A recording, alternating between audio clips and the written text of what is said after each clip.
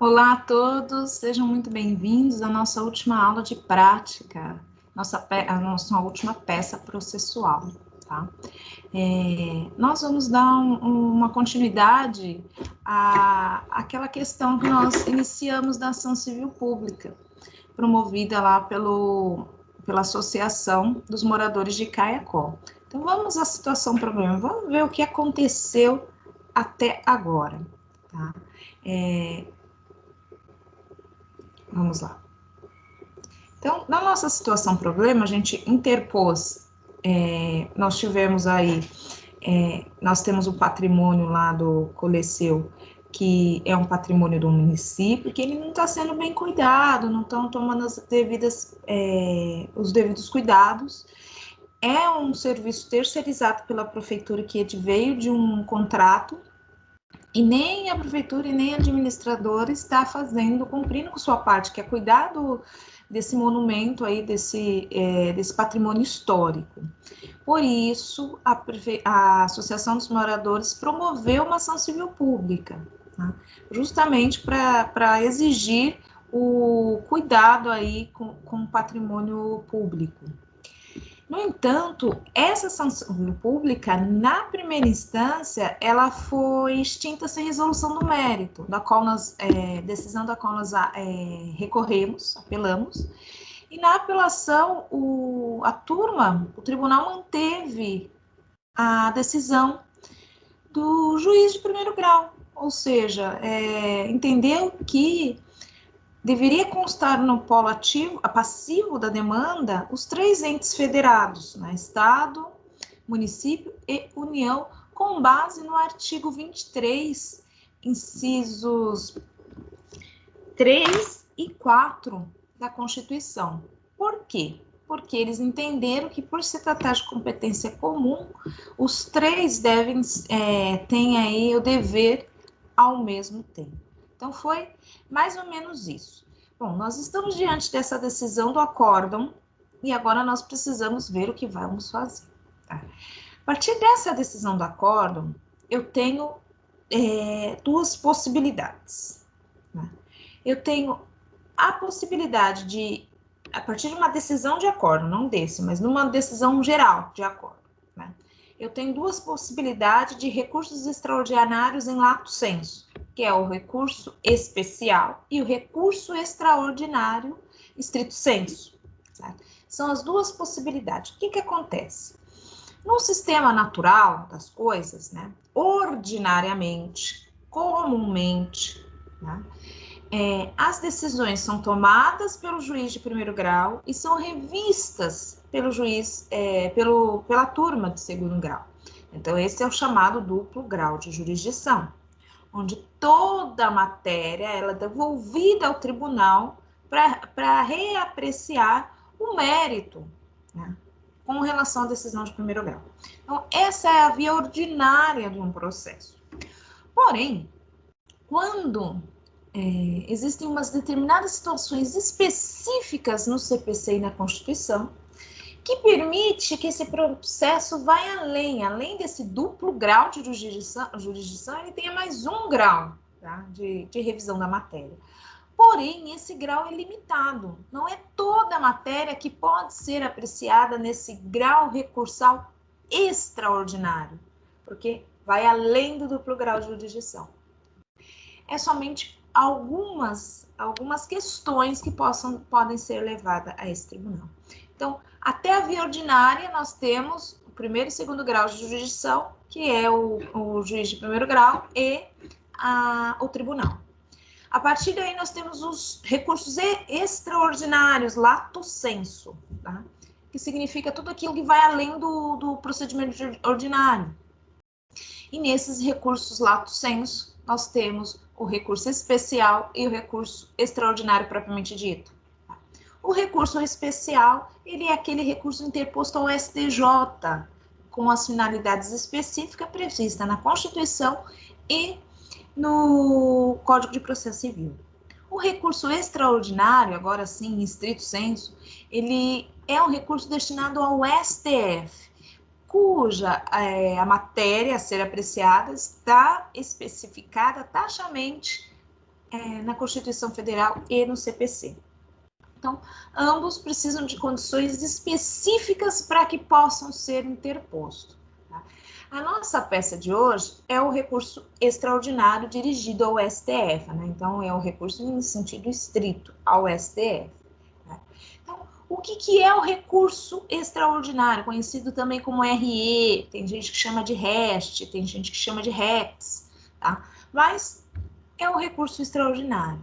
Esse recurso é aquele destinado ao STF, ao Supremo Tribunal Federal, cuja finalidade aí é rever uma decisão proferida por um tribunal estadual ou federal, né? Ou por turma recursal de juizado especial, sob a alegação de contrariedade, né, à Constituição Federal. É isso que diferencia o recurso extraordinário do recurso especial. Veja aqui, o recurso especial é cabível nos casos em que verifique a ofensa à disposição de lei federal ou de tratado internacional, sem status constitucional, ou quando houve decisão que lhes negue vigência ou lhes dê interpretação equivocada e deve ser interposto ao STJ. Na competência do STJ está contrariedade à lei federal ou a tratado, certo? Na competência do STF, através do recurso extraordinário, está contrariedade à Constituição ou, né, a declaração de inconstitucionalidade de tratado internacional, isso em virtude da reserva do plenário, do princípio da reserva do plenário, que somente cabe ao STF a análise da inconstitucionalidade de tratados, certo? Então, é isso que diferencia, é a matéria, né? Tudo que contraria lei federal ou tratado é visto pelo STJ através de recurso especial. Tudo que contraria a Constituição ou declara inconstitucionalidade de tratado é matéria do STF. Tá? Mas ambos estão na esfera extraordinária do sistema recursal. Então, qual que é a finalidade, tanto do recurso extraordinário quanto do recurso especial? A finalidade é a uniformização da jurisprudência. Então, veja, às vezes eu tenho o mesmo caso decidido por tribunais diferentes e de formas diferentes. O objetivo desse sistema recursal é uniformizar, tornar uma só, de forma que todo o cidadão, né, toda pessoa que busque a justiça, ela possa ter uma decisão semelhante, tanto no estado de São Paulo, quanto no estado do Rio de Janeiro. Então, por isso que é uniformizar a jurisprudência nacional, de forma de sempre quando tiver aquela demanda, se julgue ali no mesmo sentido. Também evita aí, então, né, que haja uma grande discrepância de julgamento entre os tribunais. Existem requisitos para todo e qualquer recurso, nós já sabemos disso, né? E, semelhante ao recurso à apelação, o recurso extraordinário especial também possui requisitos de admissibilidade, tá? Então, nós temos os requisitos comuns, né? Comuns a todos os recursos e os requisitos específicos para o recurso extraordinário, tá? Então, o requisito comum eu não vou falar aqui, porque nós já vimos anteriormente, mas aí dá uma recapitulada no seu material de direito processual civil, né? Que é o interesse de agir, ou seja, você tem que ter sucumbido à causa para poder recorrer. A legitimidade, você tem que fazer parte daquele processo para poder utilizar do recurso. Regularidade formal, ou seja, estar dentro do procedimento adequado para que possa ser interposto esse recurso. Inexistência de faro impeditivo ou extintivo do direito de recorrer, por exemplo, quando precluiu o direito, né, já está intempestivo, está fora do prazo, então você já não tem mais o direito, né, ou transitou em julgado, já não há mais o direito, aí consolidou-se uma causa impeditiva de recorrer. Preparo, importe de remessa, o preparo são as custas processuais, tá, do sistema recursal. Importe de remessa significa quando nós temos que pagar uma taxa, destinada aí à remessa de autos físicos, tá? Então, hoje com o sistema eletrônico a gente fica mais fácil evitar esse tipo, fica mais fácil o trânsito desses autos, porque não tem que fazer a remessa dos autos físicos, os autos são somente virtuais. E a tempestividade, que aí é a característica de todo o recurso, ou seja, o prazo de 15 dias, com exceção dos embargos de declaração, cujo prazo é 5 dias, o restante dos recursos são 15 dias, certo? E agora os requisitos específicos, que alguns deles a gente vai ver, vai falar um pouquinho melhor a respeito. Então, diz respeito ao recurso extraordinário, tá? E alguns deles são também do recurso especial.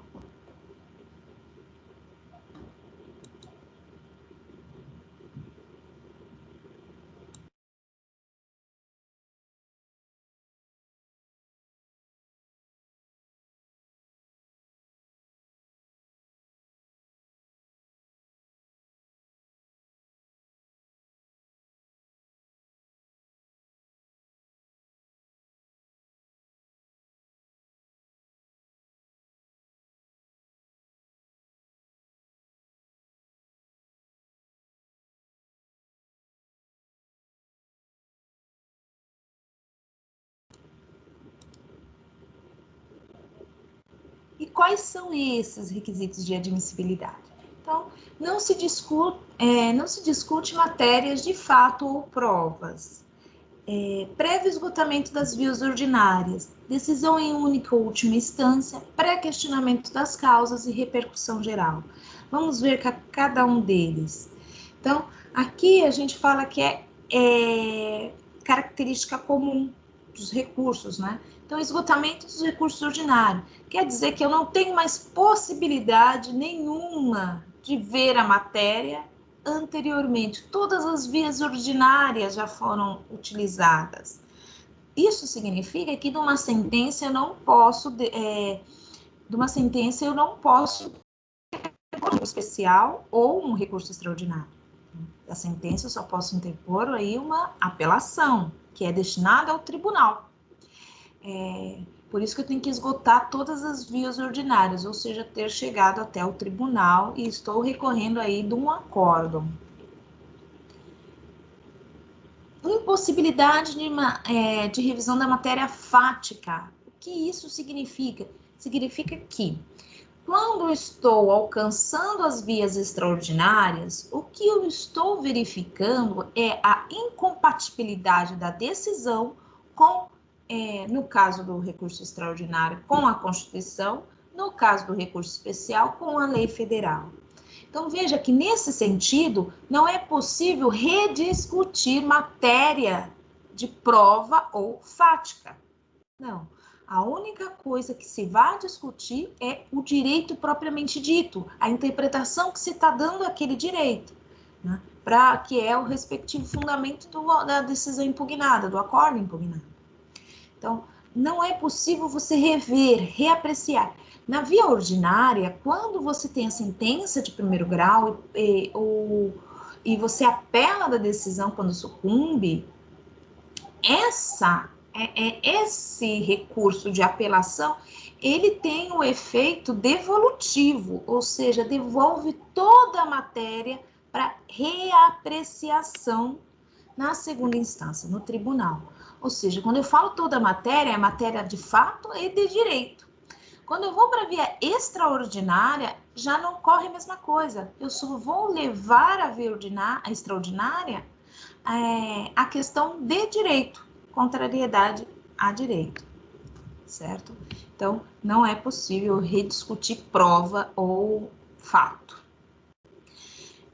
Outra característica é que tanto o recurso especial quanto o recurso extraordinário ele tem uma previsão constitucional, o fundamento é constitucional, e as possibilidades de interpor essa espécie de recurso está na própria Constituição, e é um rol taxativo. Tá? Então, é um recurso, por isso que se diz extraordinário, justamente porque ele está previsto na Constituição, em virtude de sua natureza. Outra característica é que esses recursos não possuem efeito suspensivo, então só vou lá devolver a matéria de direito para ser apreciada pelos tribunais superiores e pelo Supremo. Nesse caso, não é que nunca vai existir. Se comprovado a ameaça, né, o perigo da demora, aí você pode requerer o efeito suspensivo, mas de imediato não é característica desses recursos ter efeito suspensivo, somente no devolutivo. Não é o caso da nossa peça, a gente não precisa requerer aí o efeito suspensivo, né, mesmo porque trata-se de uma matéria, de uma decisão que sem decisão do mérito, então não temos aí o que suspender, certo? Então não precisa requerer nessa peça o efeito suspensivo. Sempre, ambos os recursos, eles são dirigidos ao presidente do tribunal, certo? Do tribunal, da onde você está recorrendo, ou ao vice-presidente. Tá? Então, não é a turma que prolatou o acórdão, não. Eu dirijo o recurso extraordinário ao presidente daquele tribunal. É ele que vai ver aqueles requisitos de admissibilidade gerais do recurso, é ele que vai intimar a parte contrária para apresentar contrarrazões. Diante das contrarrazões e das razões, ele pega todo e remete, faz a remessa ao STF, certo? Mas não é a turma, é o presidente do tribunal recorrido, certo?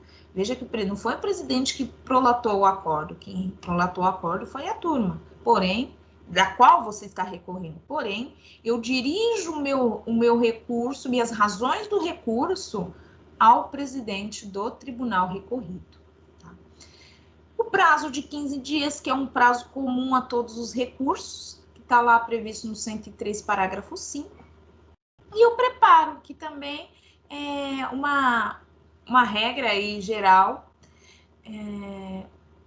dos recursos, está previsto no artigo 1007, parágrafo 1º do CPC, que deve ser comprovado de imediato. Né? Então, de imediato, na hora que você já junta as suas razões do recurso, deve comprovar esse preparo. Tá?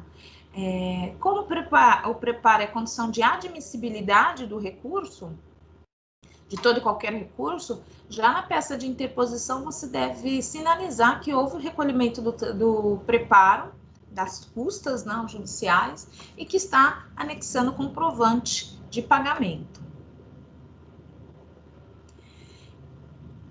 O que diferencia o recurso extraordinário e especial da apelação, né, é o pré-questionamento.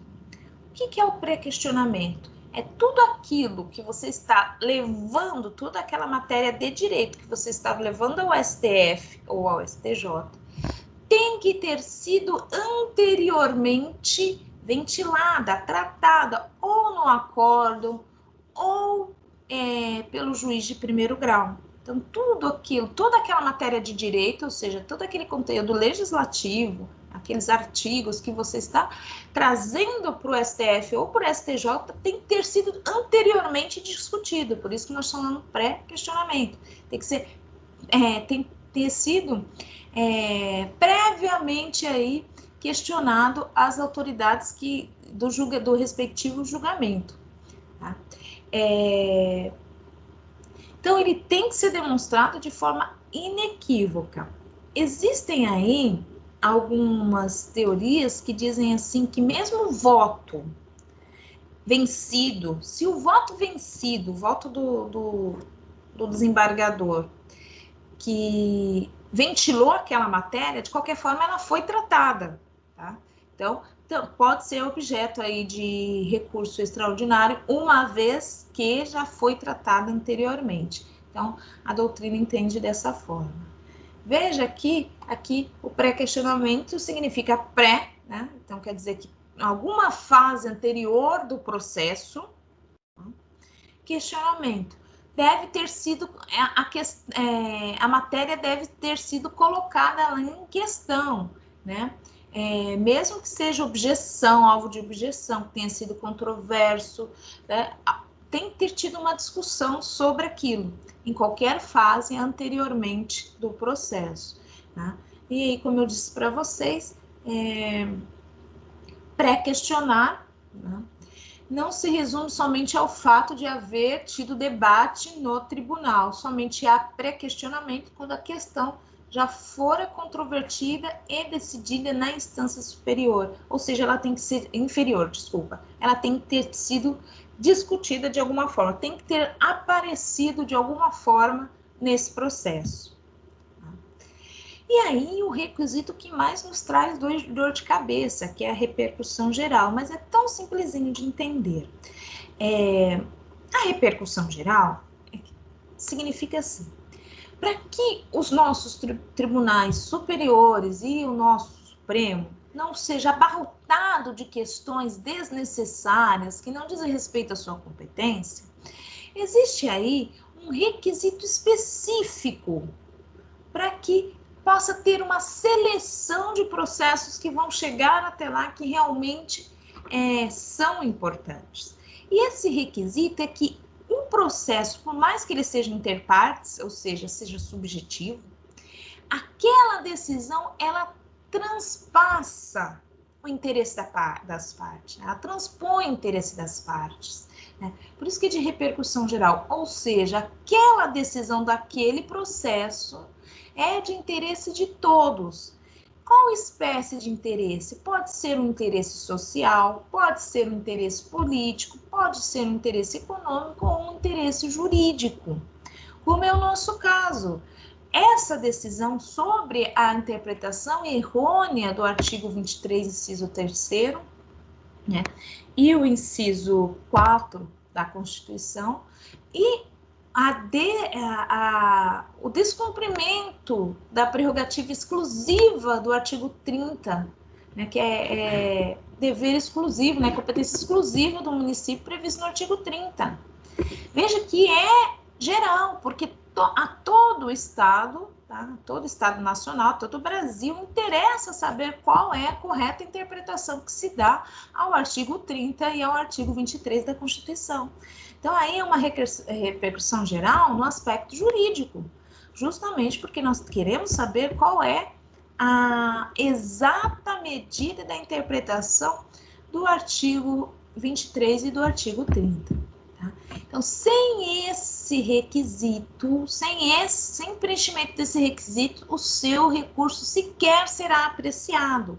Por isso que é um requisito de admissibilidade específico dos recursos extraordinários.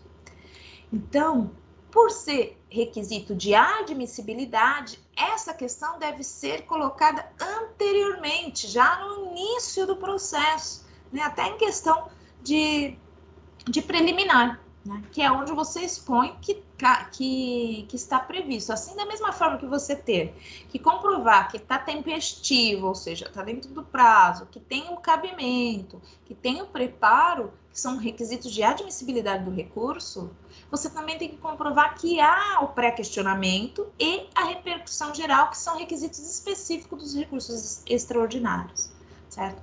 Sem esses dois requisitos, pré-questionamento e repercussão geral, não há possibilidade de sequer admitir o recurso, quão menos apreciar o conteúdo, o mérito do recurso, certo?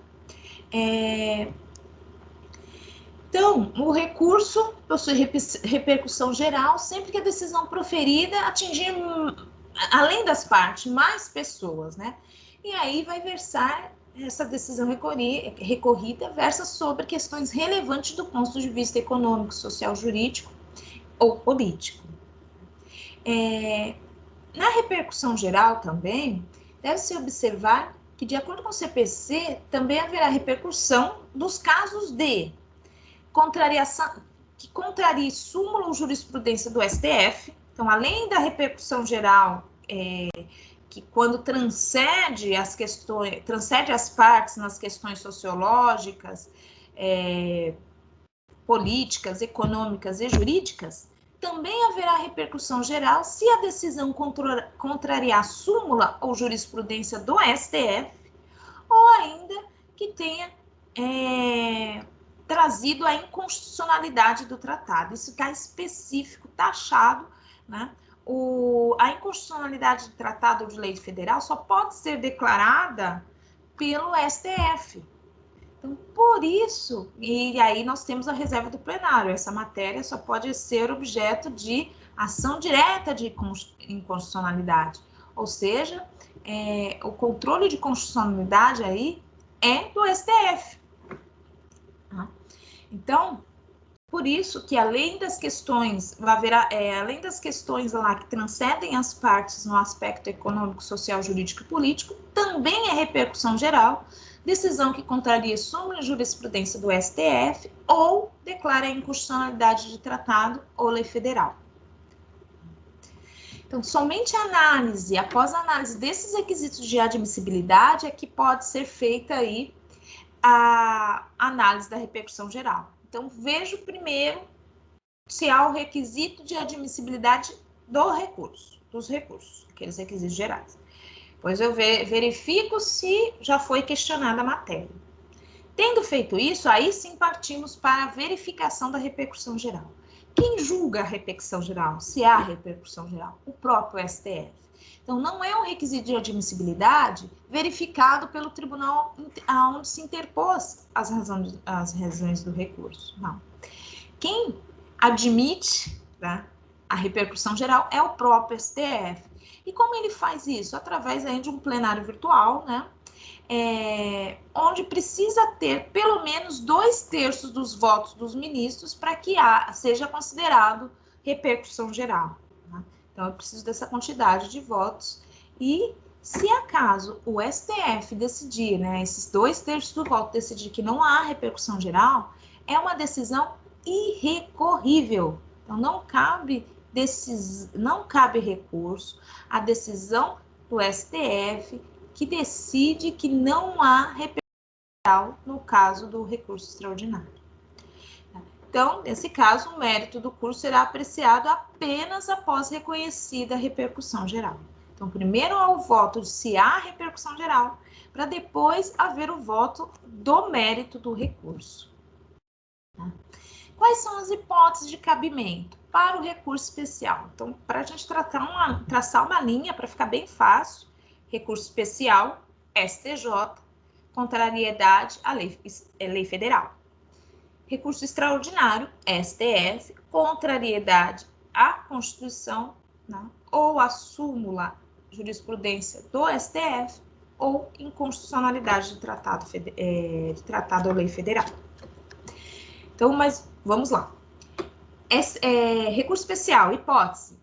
Contra a decisão que contraria ou negue a vigência de tratado ou lei federal, né? Veja que aqui eu estou só negando a vigência ou contrariando o tratado, não estou declarando inconstitucionalidade, porque a declaração de inconstitucionalidade é objeto de recurso extraordinário. 2. Contra a decisão que dê à lei federal interpretação divergente da que lhe haja atribuído outro tribunal. Aí eu tenho uma divergência jurisprudencial, são tribunais julgando diferente. Como o objetivo é uniformizar a jurisprudência, cabe aí um recurso especial. 3. Contra a decisão que julgue válido ato de governo local contestado em face de lei federal. Aqui eu não estou comparando lei local com a lei federal, não. Eu quero um ato administrativo, né?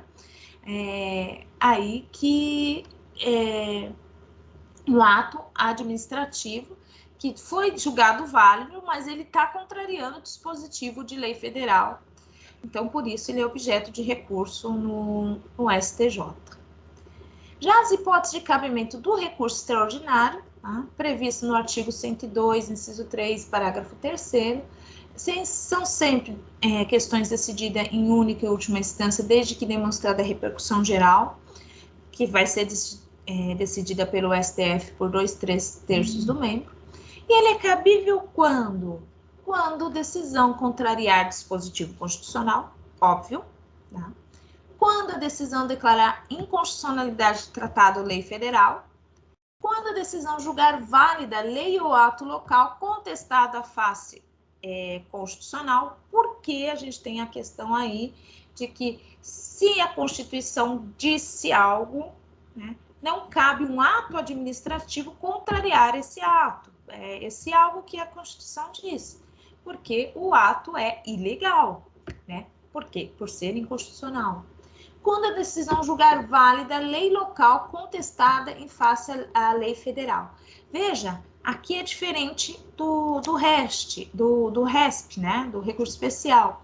Porque no recurso especial eu verifico que quando a decisão julga válido ato, né? Ato contra a lei federal. Porque lá no recurso especial há uma desobediência aí da lei federal. Aqui, por que quando a lei federal, a lei local, né, foi considerada válida, ou seja, a lei estadual, a lei municipal foi considerada válida em face à Constituição?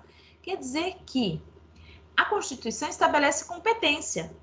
Quando se julga válida uma lei local, e entenda-se como local a municipal e estadual, eu estou contrariando a repartição de competência dita pela Constituição.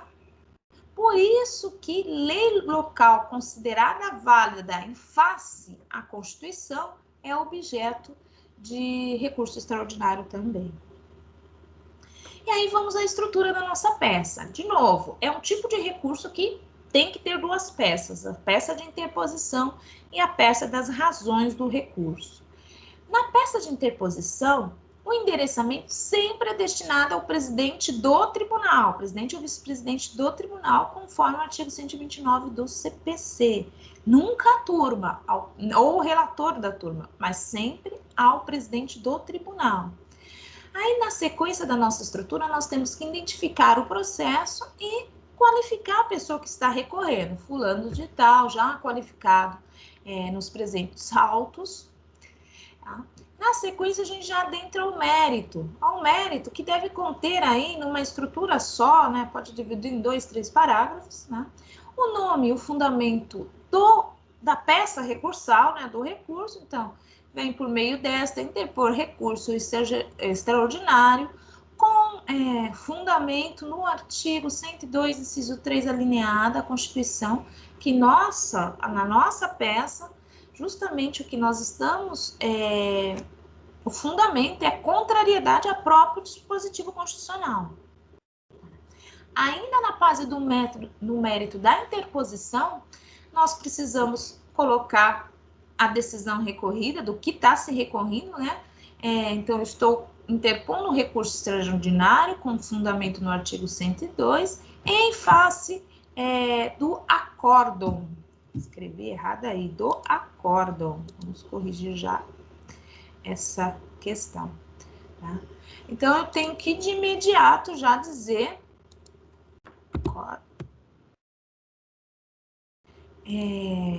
contra quem eu estou interpondo essa decisão, certo?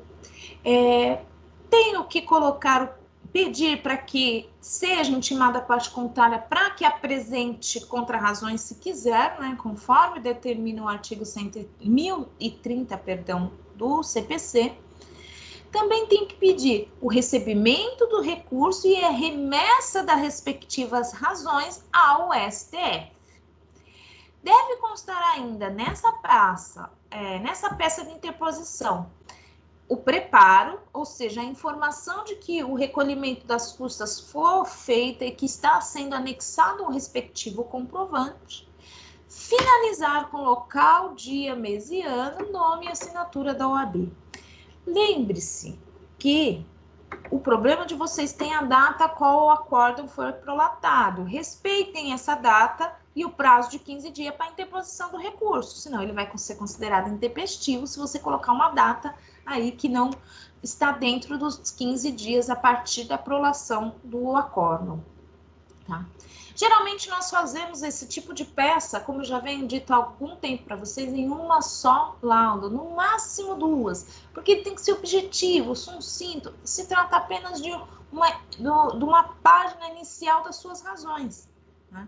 Que ali vai ser o objeto de apreciação do presidente do tribunal para verificar se há recurso, se há alguns critérios de admissibilidade. O presidente do tribunal, onde se interpõe o recurso, não verifica os requisitos intrínsecos do recurso, só os extrínsecos. Então, ele vai verificar tempestividade, preparo, fundamento, né? Se há legitimidade e interesse de agir, certo? Aí eu coloquei um cabeçalho aí só para você se orientar de como você faz essa peça de interposição, tá? E a segunda peça, as razões do recurso, né? Então, eu tenho o endereçamento para quem que eu dirijo? Para o STF, né? Para o Supremo Tribunal Federal, que vai apreciar as razões do recurso. O número do processo, né? E a qualificação do recorrente e recorrido. Lembrando que você está atuando pela associação, então o recorrente é a Associação dos Moradores de Caiacó. Na sequência, nas razões do recurso, você tem que narrar os fatos desde o início, todos os fatos, tentar fazê-lo de maneira sucinta, mas não esquecendo de todas as fases do processo, ou seja, do motivo que ensejou a ação civil pública, da decisão de primeiro grau e dos fundamentos da decisão da apelação e da decisão da apelação, tá? E os fundamentos dessa decisão, que é justamente a matéria a qual você está recorrendo. Nesse momento, você não precisa rebater os fundamentos da decisão recorrida, não, somente explicitar os fatos que aconteceram. Outro ponto da tua peça que não pode faltar é a tempestividade, justamente você demonstrar que seu recurso está sendo interposto dentro do prazo previsto no CPC, no artigo 1003, que é o prazo de 15 dias. Então, identificar a data de prolação do acórdão, né, e falar que ele está sendo interposto dentro do período aí determinado pela lei. Informar o preparo, novamente, porque o STF precisa saber que seu preparo foi devidamente recolhido. Perdão, coloquei tempestividade 2 vezes aí, tá? E a tempestividade. Deixa eu já corrigir também esse slide. Certo? São questões importantes da sua peça. Na sequência vem o pré-questionamento. Por que essas questões, os fatos, o preparo, a tempestividade, o pré-questionamento e a repercussão geral estão vindo antes das razões do recurso? Justamente que são requisitos de admissibilidade do recurso. Por isso que vem antes. Nos fatos,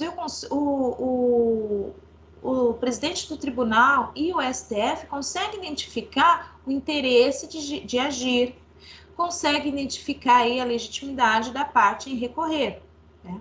No preparo, o pagamento de custo, a tempestividade, que é um outro requisito que cujo processo está sendo interposto dentro do prazo previsto, e o pré-questionamento e repercussão geral, que são requisitos específicos dos recursos extraordinários. O pré-questionamento é justamente aquilo que eu falei para vocês. Na peça, vocês deixam muito bem claro que aquela questão já foi tratada. Inclusive, vocês podem destacar o trecho do acórdão, é que nós não temos um acórdão, nós temos só a matéria ventilada.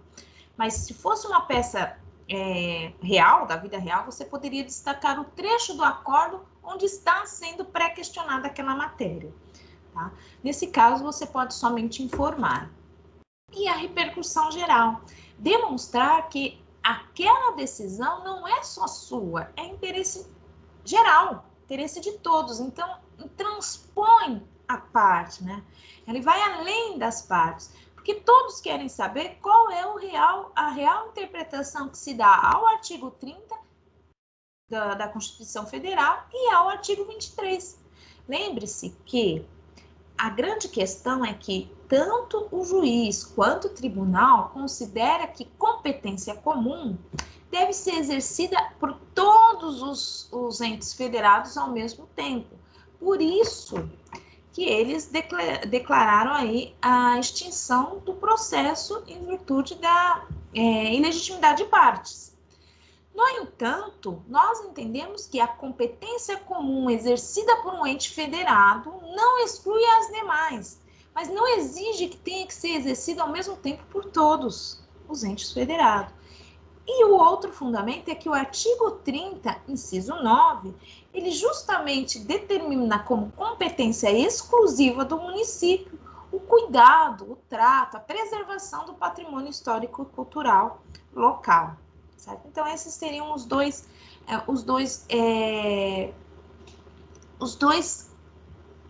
razões do seu recurso, que nos leva a próximo item, né? Razões do recurso. Veja que a própria razão já justifica a repercussão geral, porque não é um interesse só de vocês. Na repercussão geral você tem que falar que a interpretação correta dos artigos 23 e 30 é de interesse de todos, certo?